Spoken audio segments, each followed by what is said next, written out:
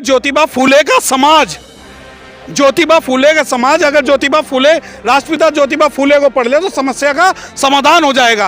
परंतु अनुसूचित जाति के लोग जो बेकार लेबर हैं, जो हर जगह झंडा और डंडा उठा के चल देते हैं और बहुजन मूवमेंट का जो ठेकेदारी आज करते हैं, उससे जो है बहुजन मिशन मूवमेंट को नुकसान हो रहा है। ये कोई यूनिलैटरल कॉन्टैक्ट नहीं है कि 85-15 की लड़ाई है। अब भैया 85-15 की लड़ाई मिथक मत बनाओ। अगर ओबीसी शेड्यूल कास्ट का साथ देगा तभी शेड्यूल कास्ट को ओबीसी का साथ देना है। ये कोई ठेकेदारी शेड्यूल कास्ट की नहीं है कि पूरे बहुजन आंदोलन के नाम पे अपनी बेटियों का रेप कराता रहे, हमारा रिजर्वेशन कहलाता रहे, हमारे ऊपर मुकदमे झेलते रहे और हम सिर्फ बर्बाद होते रहे। हमारा बनेगा आईएएस, मेरा बच्चा बनेगा आईएएस, लेकिन जो निकम्मे नालायक लोग हैं वो भीड़ जरूर आनी चाहिए। तो मंच के जो नेता हैं, मैं सबसे एक सवाल पूछ लेता हूं, घर में से कितनी महिलाएं और कितने बच्चे आपके हैं? आप ये देखिए, अपने बच्चों को तो पढ़ाएंगे इंग्लिश मीडियम और यहाँ खिलाएंगे समोसे, तो ऐसा आंदोलन भी नहीं चलाना। अगर आपको लगता है कि बेकार है तो बेकार आंदोलन नहीं होगा। ये देखिए, दिल्ली में हर दिन, दिल्ली में लगभग हर दिन एक संगठन हो रहा है, एक प्रोग्राम हो रहा है। कल भी अंबेडकर भवन पे था, आज भी है, 6 तारीख की भी घोषणा कर दी गई है। मैं खुले तौर पे कह रहा हूँ, एक मिशन जय भीम चला रहा है, एक मिशन सेव कॉन्स्टिट्यूशन चला रहा है, एक मिशन शेड्यूल कास्ट सवाल चला रहा है, एक मिशन अंबेडकर चला रहा है। 10 आदमी जो अपनी खिचड़ी बना रहे हैं ना, समाज को इससे कोई भी फायदा नहीं होगा, बल्कि समाज जो बिखरेगा वो इतना बुरे रूप से बिखरेगा जितना पिछले 70 सालों में नहीं। नमस्कार, आप देख रहे हैं बहुजन मीडिया और आज मेरे साथ में है एडवोकेट सत्य प्रकाश जी। उन्हीं से जानने का प्रयास करूंगी। सत्य प्रकाश जी, जिस तरह से 25 दिसंबर सन 1927 को परम पूज्य बाबा साहब ने मनुस्मृति का दहन किया और 1927 से लेकर अगर 2023 तक का हम एक सिनेरियो उठाकर देखें तो बाबा साहब ने मनुस्मृति सिर्फ एक सांकेतिक तौर पर उसका दहन किया था, लेकिन विडंबना है कि बहुजन समाज के लोगों को जिस दिशा में जाना चाहिए था वहां ना जाकर किस दिशा में बढ़ रहे हैं। देखिए, आपके सवाल से मैं पहले इस बात से सहमत हूं कि जो मनुस्मृति दहन हुआ था वो सिंबॉलिक प्रोटेस्ट था, वो कोई एक्चुअल प्रोटेस्ट नहीं था। मनुस्मृति सिर्फ हमें किताबों में दहन नहीं करनी।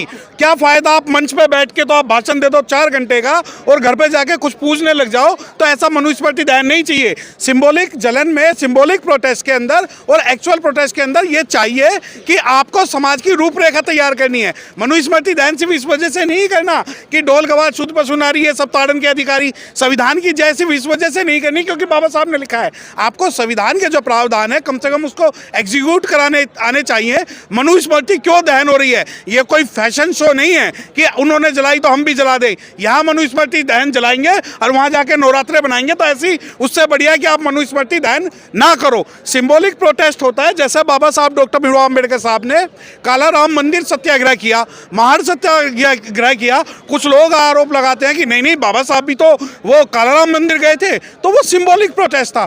बाबा साहब डॉक्टर भीमराव अम्बेडकर ने कई एग्जाम्पल ऐसे क्रिएट किए जिनको हम सिंबॉलिक प्रोटेस्ट कहना चाहते हैं, लेकिन वो बाबा साहब ये नहीं चाहते थे कि आप समाज की सारी एनर्जी सिर्फ मनुस्मृति दहन में झोंक दो। अगर आप 1927 से 2023 तक की बात करते हैं तो मनुस्मृति दहन से ज़्यादा हमें ये एहसास होना चाहिए कि बहुजन समाज को आज किस बात की ज़रूरत है। अगर मेरे पास ऑप्शन हो कि मैं मनुस्मृति दहन करूं और अपनी सरकार बनाऊं, तो मैं अपना 90% जो काम है अपनी सरकार बनाने के लिए करूंगा, मनुस्मृति दहन के लिए नहीं करूंगा। सिंबॉलिक प्रोटेस्ट है, हमारा विरोध था, हमारा विरोध है, हमारा विरोध रहेगा।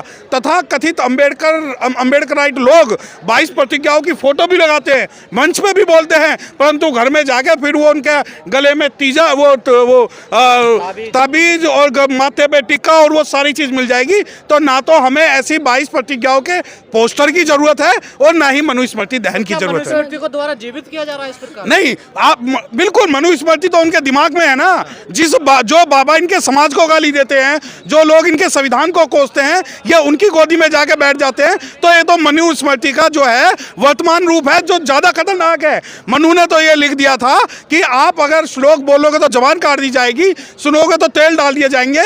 इन्होंने तो ये लिख दिया कि आप रिजर्वेशन आपके खत्म हो जाएंगे, अधिकार आपके खत्म हो जाएंगे, हुकूक आपके खत्म हो जाएंगे, आपकी लड़कियों को मार दिया जाएगा, SC/ST एक्ट दर्ज नहीं होगा। और हम लोग जो है सिंबॉलिक प्रोटेस्ट के नाम पर ना तो ये लड़ाई में सामने आएंगे, सिर्फ और सिर्फ ये पोस्टरबाजी और ये विरोध प्रदर्शन करेंगे। जी, जिस तरह से हम देख रहे हैं और खासकर पढ़ा भी है कि जो राष्ट्रपिता ज्योतिबा फूले जी थे, उन्होंने पहली बार मनुस्मृति का खुलकर विरोध किया और उन्होंने ब्राह्मणवाद के खिलाफ एक जंग छेड़ी। लेकिन आज बहुजन समाज के लोग जो एक सांस्कृतिक परिवर्तन है उसकी तरफ ना बढ़कर बल्कि कहीं ना कहीं बहुत सारी चीजों में लग जाते हैं। तो क्या लगता है ऐसे तरीके से बाबा साहब की परिकल्पना थी उसको साकार किया जा सकता है? देखिए, मैं एक कंट्रोवर्शियल स्टेटमेंट नीलम जी आपके चैनल के माध्यम से अब दे रहा हूं कि अगर ज्योतिबा फूले का समाज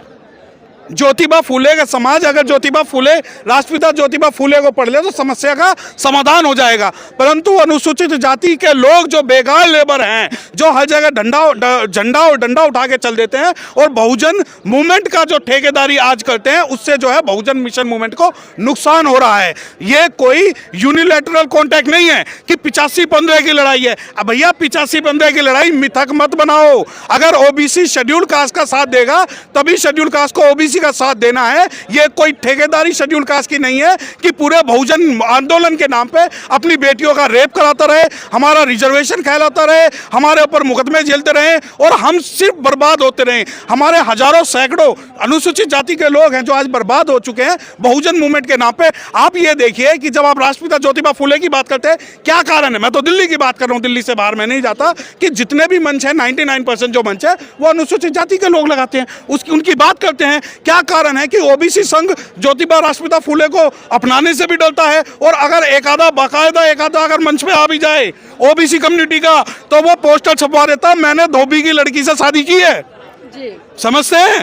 तो एक जब वो ओबीसी समाज का व्यक्ति ही जो ढोल गवार शूद्र बसु नारी की जो संकल्पना है उसको आगे बढ़ाया, तो ऐसा जो बहुजन जो संकल्पना है उसको समझने की जरूरत है। वकील साहब, आज तमाम नेता धर्म की तरफ बढ़ रहे हैं, सांस्कृतिक परिवर्तन की बात करें, लेकिन जब अगर हम टाइटल की बात करें तो आज भी अपने नाम के पीछे टाइटल लेकर घूम रहे हैं। तो जो बाबा साहब कहते थे कि अपने नाम के पीछे बोध लगा लीजिए, सारी समस्याओं का समाधान हो जाए, लेकिन आज जो टाइटल हो रहे हैं, क्या वो भारत को बोध में कर पाएंगे? देखिए, मैं आपको एक बात बताऊं, मैं व्यक्तिगत रूप से एक बात कह देता हूं कि जो टाइटल का चलन है उत्तर भारत ही नहीं बल्कि गैर उत्तर भारत में भी है। जब आप महाराष्ट्र में जाएंगे तो महाराष्ट्र में जो अनुसूचित जाति के लोग हैं वो बहुत प्राउड फील करते हैं अपने सरनेम को लेके कि हम फलाना है, हम ढिमकाना है। जब हम उत्तर भारत में आते हैं तो उत्तर भारत में भी यही कमोबेश अब यही स्थिति है। और जो समाज बाबा साहब के नाम पर एक होना था, पहले तो वो जातियों के नाम पर अलग हो गया, फिर अनुसूचित जाति के नाम पर अलग हो गया, फिर वो सरनेम के नाम पर अलग हो गया, फिर वो गोत्र के नाम पर अलग हो गया, फिर वो सब कास्ट के नाम पर अलग हो गया, फिर वो बैकवर्ड के नाम पे अलग हो गया, फिर ओबीसी के नाम पे अलग हो गया, फिर वो इकोनॉमिक रूप से अलग हो गया और वो लीगल रूप से भी अलग हो गया। तो ये कहां तक हम जोड़ने का काम करेंगे? लेकिन सवाल यह है कि हम इस बहुजन मूवमेंट की को क्या हम दिशा विहीन कर रहे हैं, दिशा दे रहे हैं? अब आप ये देखिए, दिल्ली में लगभग हर दिन एक संगठन हो रहा है, एक प्रोग्राम हो रहा है। कल भी अंबेडकर भवन पे था, आज भी है, 6 तारीख की भी घोषणा कर दी गई है। मैं खुले तौर पे कह रहा हूँ, एक मिशन जय भीम चला रहा है, एक मिशन सेव कॉन्स्टिट्यूशन चला रहा है, एक मिशन शेड्यूल कास्ट सवाल चला रहा है, एक मिशन अंबेडकर चला रहा है। 10 आदमी जो अपनी खिचड़ी बना रहे हैं ना, समाज को इससे कोई भी फायदा नहीं होगा, बल्कि समाज जो बिखरेगा वो इतना बुरे रूप से बिखरेगा जितना पिछले 70 सालों में नहीं बिखरा। अगर समाज के लिए काम करे तो बुराई क्या है? नहीं, सामाजिक संगठन सारे होने चाहिए। आप ये बताइए ना, मंच पे 10 आदमी बैठते हैं, सामने 2000 लोग बैठते हैं, वो 2000 लोग ही बिखर जाएंगे ना कि मैं ए के साथ जुड़ूं, मैं बी के साथ जुड़ूं, मैं सी के साथ जुड़ूं, मैं डी के साथ जुड़ूं। क्या ये सामाजिक संगठन चलाने वालों की ड्यूटी नहीं है कि समाज में एक एग्जाम्पल क्रिएट करें? मैं इसलिए आज यहाँ आया था, मुझे लगता था कि मंच से घोषणा होगी कि ए बी सी डी सभी हम एक हैं और जो 2024 में उनके विरोध में लड़ेंगे।